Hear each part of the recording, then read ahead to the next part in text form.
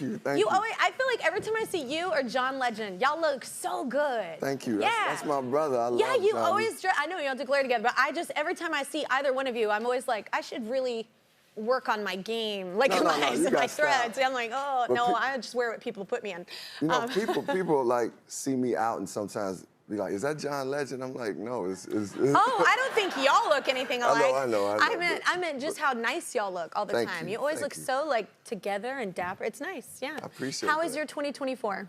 It's beautiful. I'm Yeah? like, I came in with a positive mindset in 2024. Yeah. 2023 was kind of difficult in certain ways. And 2024, I came in with a clear mind. I like bringing in the new year if I can, like either in church or somewhere like in a solid place of solitude with just my focus and intentions. Yeah. Oh, I loved it. Yeah. So I heard that your daughter just graduated, is it law school? Yeah. You raised them well. Yeah. I'm like, oh, law school, that's a minute. She was there for a minute. She was there for a minute. Yeah. Now, beautiful. Her name is Moye, and you must be so proud. I'm super proud, and it's like, she went to Howard School, Howard University, a historical black college, went to Howard Law, and now is working at a firm, doing well. It's tough, but she's doing well, and it's well for me too. I don't have to pay any tuition, no rent.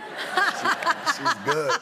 That's amazing. Yeah. And if you have any questions, exactly. she can answer them. I definitely will put her on the team at some point. You know, I'm one of those people, like, I'm a tough dad, though. I'm like, you gotta earn your spot. Of course, I'm gonna help her out and get her to places, but I think that's smart, though. Yeah. I want to. Oh, my kids all the time are like, well, we could just buy it, and I go, I could. You have no money.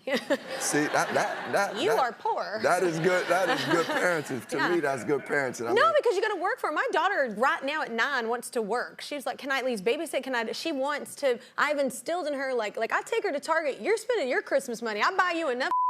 I'm like, you got a load of stuff I buy you. You can buy this. Kelly, I rock it's with good that. for them. I like that. Like that will get our children out there, and they won't feel entitled. You have to earn these things, and also, my mother made me do that because it taught me to value things. Exactly. I was able to value, like, because it's, as a kid, at one point as a kid, she bought me a pair of drums, a set of drums, because I said I wanted to be a drummer. I was drumming, and after a few weeks, I busted a hole in the drums and turned it into a basketball hoop. Like, and she like, yo, you don't even value what you got. And and I had to learn the lessons eventually. I wish I could drum now. But at least I'm a good basketball player. I can't, I'm neither one. I can't play basketball or drum or keep a beat. You got talent. You got a lot of talent. Like, not that. We were both actually raised by single parents. I was for several years of my life, and now I am one. Like, what was your experience with that? Because it's so hard. I mean, watching my mom when I was younger was one thing, you're the kid, right? But then becoming a single parent is like a whole other level of understanding your parent. Well, I have a lot of reverence and love and respect for my mother, what she brought to me as a single mother early on in my life. She implanted so many strong values in me and just gave me the love, like a full love where I didn't know what I was missing. And then I have to give it up. My stepfather, his name is Ralph, when she remarried, she married a good man. He was a man of, he is a man of good values and a strong human being. And they both believe in God. So all that, like, was poured those into seeds. you. Those were seeds they planted. So look, I wouldn't be here if it wasn't for the love of my mother and the work that Ralph put into me and all my elders and loved ones. Yeah. Oh, it's definitely a village, I believe. He's got a new book called And Then We Rise, A Guide to Loving and Taking Care of Self. So the title was influenced by Maya Angelou, right? Yes. Dr. Maya Angelou was one of my inspirations in life. When I was in 5th grade, she was the first writer I could remember, like, loving her poems and her writing. And when I was writing this book, I was really thinking about, I entitled it, And Then We Rise, because I'm a believer in, like, the more we love ourselves, the higher we get within ourselves, from the mind, the body, the soul, the higher we rise within ourselves, the better we do for our communities. Meaning, without self-love, you can't really give love as well as you should be able to. And I believe that we all deserve joy and happiness and wellness. And I wanted to write this book as like a practical guide. And it's really easy to read. It's like me sharing the things that I've experienced as far as like the chef that I worked with, just some recipes is in the book. Yeah. Workouts. Today I worked out. I didn't feel like working out, but I just did it because I needed, it's part of my practice. How do we work through some of the fears, the hurts that we have?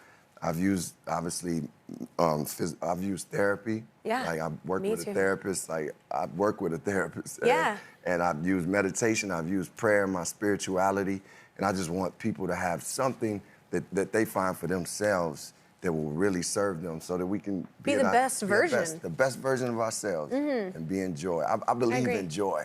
Yeah, me too. Yeah. I have something funny though. So when you told your mom, who loves to cook soul food, that you were gonna be a vegan, how'd that go over? Was she like, wait, what? Well, first of all, she was like, what are you talking about? Like, when I didn't want to eat the turkey at Thanksgiving, and the foods that I normally ate, they were like in shock. She was kind of like, she felt like I rejected her. And I understand, because that was her way of giving love, you know, like, her son is coming home, I'm working all over. And she spent a minute on that turkey. She spent a minute on that. She cooked the greens. But once she saw I was for real about it, you know, the next year, then it was like, okay, I got to start cooking some vegetarian food for this guy. And she did it, and it wasn't that good at first, you know. But, now that's like me trying to bake with all the like healthy sugars. I'm like, yeah, you got to learn how to. You got to learn how to still. The chemistry of that, Now, let me say, because I know my mother's watching, she has improved, and she is a very good. Your mama is gonna whoop your ass. She's a very. She is like, I have improved. No, okay. She's good. She's really good now. Do you cook? Do you like cooking? No, I don't cook at all. Like, I mean, I don't think you could be judging other people's skills. Then. I know what tastes good, you know. I'm like, look, I was like, you know what this tastes like? I didn't cook it, so I'll put it in my mouth. Are you a good chef? No. No.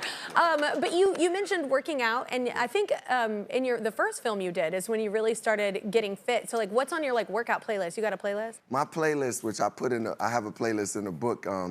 It's hip hop. It's hip hop. Yeah. It's like, for me, it's 90s hip hop, because that's what that gave me the 90s music in general. Like 90s music, 90s R&B too. But like for me, it's like.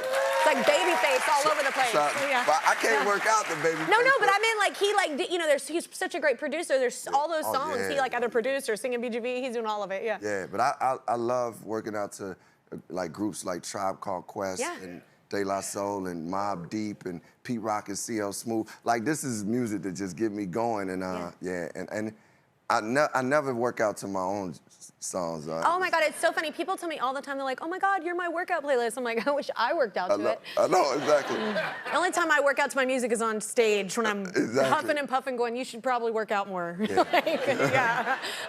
So we want to also talk about, so you're launching like a social campaign also with the book, right? Yeah, it's called Make One Change. Like, one of my changes, I love these turmeric lattes. Oh, me too. You like them? Yes. Yes. I love turmeric. I love turmeric. It's good. But it's really great for you. It's good for inflammation. Especially if you mix it with black pepper. Oh, I haven't tried that. I get very sciencey sometimes with things, but really? So it apparently opens it. Yes, but here's the thing: I'm not so good at retaining. So I have other people, friends, go read this with me, and then they retain it, and then I'm reminded.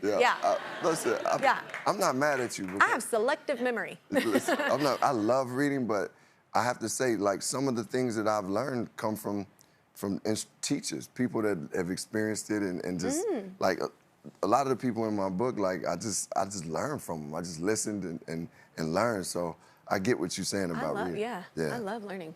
One way we rise on our show is through connection. So we thought we'd do a new segment where we share our takes on the most controversial topics from past episodes to see if we come to a consensus on any.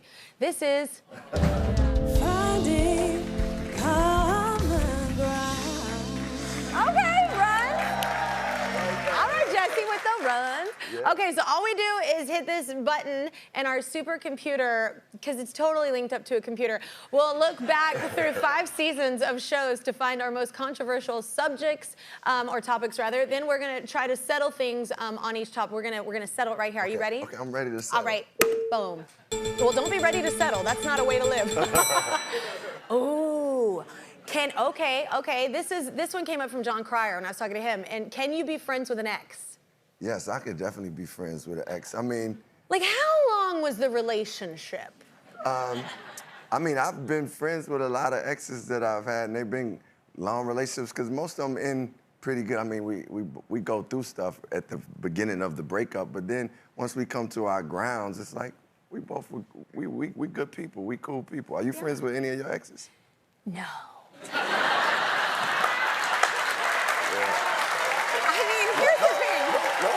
Ain't no judgment, no judgment.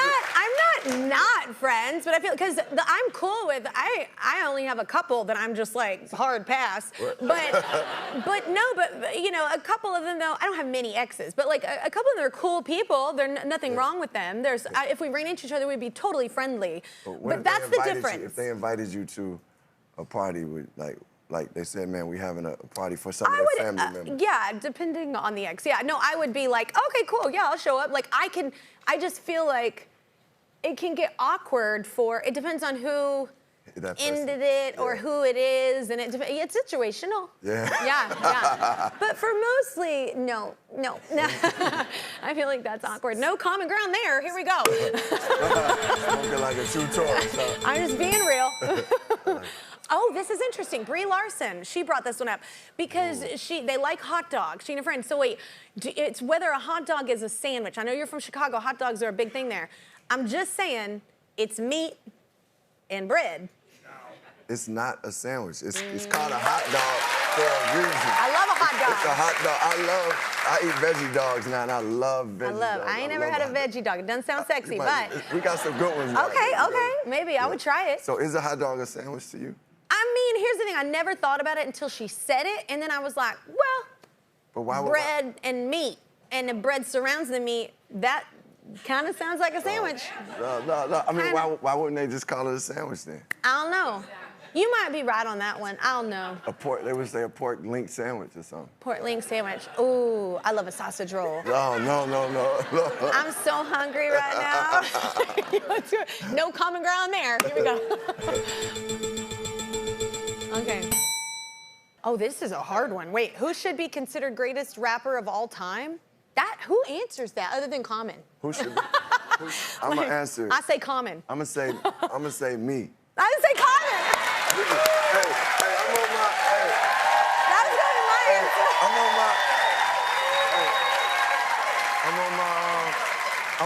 I'm on my Niecy Nash. I'm gonna give myself some thanks I and love some Niecy love. Nash. So yeah. She, you know, at the Emmy, she gave herself some love. Yeah. I'm gonna say I'm the greatest rapper of all time. Now, if I take myself out of that conversation, then for me, it's Nas, I like Rakim, Big Daddy Kane, KRS-One. I said one, man. I know, I gave you 5. So we have common ground on that one, I feel like. But Common's book is called And Then We Rise. Pick up a copy, y'all.